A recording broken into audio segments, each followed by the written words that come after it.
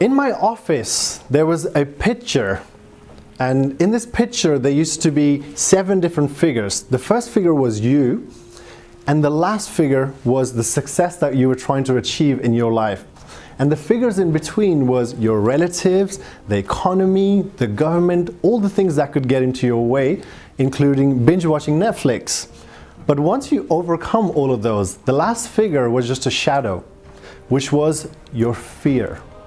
What an amazing introduction. I really didn't know what to expect.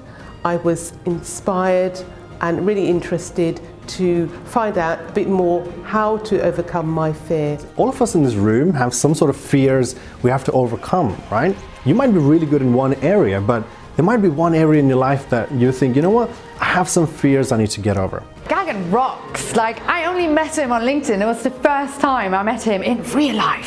Gagan is just an amazingly accomplished speaker, and to just listen to him, how he speaks, it's really, you know, he's got a very good presence about him. Ships are safe in harbor, but that's not what ships are made for.